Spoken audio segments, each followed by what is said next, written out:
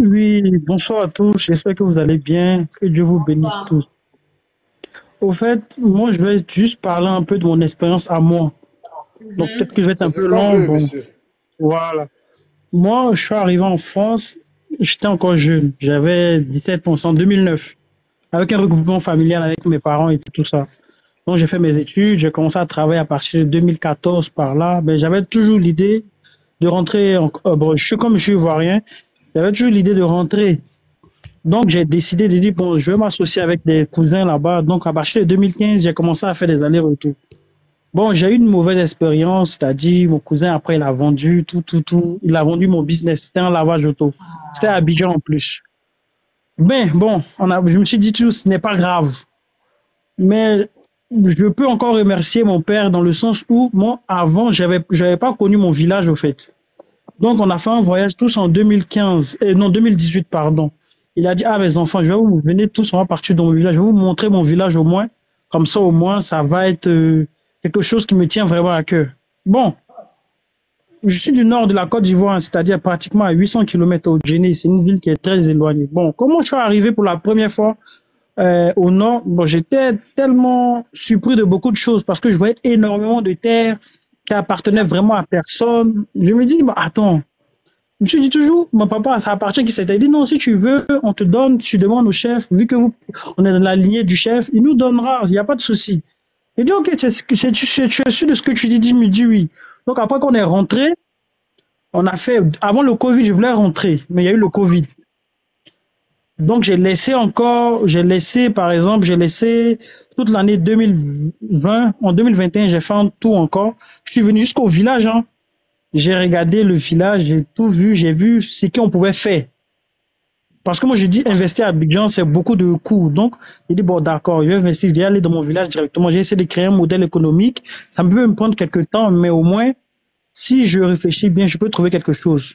Donc, j'ai dit, j'ai pris mes clics et claques en 2023, je suis rentré. Mai 2023, je suis rentré. J'ai dit, j'ai encore 32 ans, j'avais 31 ans, bon, j'ai 31 ans, c'est le moment de rentrer, c'est le moment d'essayer quelque chose. Donc, quand je suis rentré, j'ai pris des terres dans mon village. Ceux qui disent qu'on peut rien gagner, par exemple, au nord, dans nos villages, non, c'est faux. Il faut savoir ce qu'on veut déjà dès le début. Avoir un peu d'argent là-bas et aussi, quand on est encore jeune, on a la possibilité de rentrer. On n'a pas cette peur-là. Pour dire non, si je rentre, comment non. Moi, je m'en fous des paroles des autres, je m'en fous. Donc, je suis rentré, j'ai commencé, on a investi un peu, moi et mon père, on a investi, on a payé nos matériels, on a construit un peu, on a fait un campement, on a eu 80 hectares. On a dit d'abord, comme c'est la première année, on va faire un peu de tournesol pour voir comment ça se comporte, voir maîtriser d'abord le sujet. Dieu merci, l'année dernière, on a fait. Ça a bien réussi. On a récolté nos graines. Maintenant cette année, on se dit, on a eu des partenaires de gauche à droite, plein de personnes qui nous ont appelés, qui nous ont dit, ah, vous faites ça, c'est bien et tout ça. Comment on peut avoir encore des semences de tournesol? On les a tous dit, ah, cette année, on en fera beaucoup pour vous vendre des semences de tournesol parce que nous, on veut aller jusqu'à la transformation. Et pour aller jusqu'à la transformation, il nous faut déjà avoir énormément de semences locales. Parce que pour faire tourner une usine ou même une unité de transformation, il nous faut énormément de graines. Bon, il nous faut beaucoup de cultivateurs qui vont le faire pour pouvoir la faire tourner sur toute l'année. Sinon, après, ça va être compliqué pour nous. Mhm. Après, j'ai eu quelques difficultés quand j'étais là. Mais vu que je suis déterminé dans ce projet-là, vu que j'ai tout mis dedans, je me dis, avec le travail que je suis en train de mener, avec les partenaires que je suis en train d'avoir au fur et à mesure que le temps il passe, ça peut le faire au fait. Et c'est en train de le faire. Ça dit ça. Je suis de bonne voie. Donc ça veut dire, moi j'ai laissé complètement Abidjan, hein. D'accord. Abidjan pour moi, Quels c'est sont voilà, j'ai laissé. et quand vous faites le poids, avantages et inconvénients, il y a plus d'avantages dans votre retour. Quelles sont les difficultés quand même que vous avez rencontrées en dehors du fait Les que vous vraies êtes des gens difficultés, qui voilà, faisaient le sol? les difficultés par exemple, au nord, c'est qu'il n'y a pas assez d'argent qui circule au fait. Hmm. Donc c'est difficile de monter quelque chose. Mhm. Il faut, c'est vraiment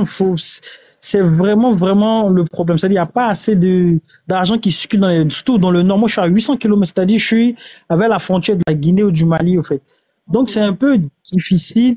L'argent ne circule pas assez. Mhm. Donc, mais ce qui est bien, les loyers sont moins chers. C'est la nourriture, elle est moins chère. C'est-à-dire, j'ai un loyer ici qui coûte 40 000 francs. C'est rien par rapport, c'est pratiquement 50 euros. Donc, ça me permet de pouvoir vraiment économiser. Ça me permet de ramener mon niveau de vie à ceux qui sont là-bas. Et ça me permet déjà de continuer à investir et de monter le business, de faire avancer le business.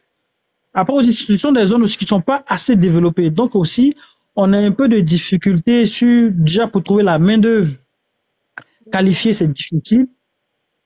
Mais il faut former ceux qui sont déjà sur le terrain. Il faut former les locaux, mais ça prend un peu plus de temps. Vous comprenez, non? Donc, Mhm. les Ok, difficultés en comment vous elles-mêmes, faites pour vous maintenir au quotidien, en fait? Comment vous faites? Vous avez prévu des fonds particuliers? Comment vous faites pour vous maintenir au quotidien? maintenir au quotidien. Je ne comprends pas bien la question, en Puisque fait. la Maintenir culture au quotidien. de tournesol, non, ça prend 3 mois, c'est ça, non? Voilà, Ça prend, exactement. Ça prend trois oui, ça mois. prend 3 mois et tout, Voilà. et ce n'est pas encore, ce n'est pas encore bien développé. Il Voilà, vous faut de donc l'argent pour vivre au quotidien. ouais, il faut de l'argent pour vivre. Mais déjà, avant de venir, moi et mon père, on a mis des sommes à côté déjà. Mais vu que j'ai Ah, baissé ok. mon niveau de vie, en étant ici, même 200 euros, je peux vivre tranquillement. Vous comprenez, non? Mhm. Oui, je Maintenant, comprends. j'ai fait quelques cultures aussi. J'ai fait la culture d'oignons. En Afrique, une fois qu'on se prend 3 à 4 ans d'investissement, de travail acharné, on pourra faire le million par mois. Et une fois qu'on arrive à faire le million, c'est fini. Mhm. Et puis, D'accord. voilà. Donc, si celui qui veut rentrer, il faut qu'il soit prêt à sacrifier quelque chose. Ok. Ça, c'est selon D'accord. mon point de vue, hein. Oui, Mhm. Donc, c'était ça. ça c'est une très belle expérience parce que Ouais. moi-même, quand je retourne en Afrique, moi je produis des engrais biologiques et des pesticides biologiques. Quand je retourne là, moi aussi dans mon champ, je fais du thé, voilà. Donc quand les gens me disent qu'il faut beaucoup d'argent là, je dis non, c'est pas vrai du tout. Vous comprenez? Non, il ne faut Donc pas l'expérience, énormément d'argent. Il faut rentrer déjà, puis commencer. Parce que en étant en Europe, on ne peut pas maîtriser le système ici. Mhm. En étant en Europe, tu ne peux pas dire, parce que quand on est en Europe, quand tu parles, on te dit, faut faire ça, faut faire ça, faut faire ça. Mais une fois que tu rentres, tu vois les vraies réalités du terrain. Mhm. ça c'est vrai. Et même dans l'agriculture, hein, les gens qui disent, ouais, mais moi, j'ai fait un champ de tomates, j'ai 100 hectares. Non, non. Aussi, Rentre Renaissance sur le fait terrain. partage. Mhm. Voilà, il faut rentrer, il faut s'asseoir sur le terrain, il faut commencer à travailler. Et là, on découvre les vraies difficultés. On a des difficultés, on a beaucoup de difficultés, mais ce ne sont pas des difficultés insurmontables, au fait. Mhm. Ce sont des difficultés qu'il faut se dire, je suis prêt à les assumer, je vais pouvoir les développer. Et voilà, parce qu'ici, il y a la marge de progression. Il y a tellement une grosse marge en Europe là-bas, là. C'est bien, on est calibré, c'est bien, mais notre marge de pouvoir franchir ces étapes-là, elle est bloquée. Il y a un plafond de verre que Tu peux pas personne ne pourra traverser. voilà, on ne pourra pas. Avec tout l'effort, avec toute notre motivation, ce plafond de verre-là, ça va être très, très compliqué de le traverser. Certes, Mhm. il y en a un ou deux qui vont passer, mais la majorité, on sait comment on va finir. On sait Mhm. très bien, il ne faut pas se mentir. On sait très bien comment ça va finir cette histoire. Donc, celui qui n'a pas un petit investissement ailleurs, ça va être compliqué après. Il n'y a pas de retraite. La retraite, c'est, comme on dit chez nous, c'est la plus grosse escroquerie. Parce que celui qui vit avec 1 200 euros, dans 40 ans, on te donne 1 200 euros, tu fais rien. C'est ce qui arrive à nos retraités maintenant en France. C'est-à-dire, ils gagnaient 1 200 euros, maintenant ils se plaignent maintenant. Donc imaginez nous maintenant, comment on fera? C'est-à-dire, avec 1 200 euros demain, c'est pas possible de vivre.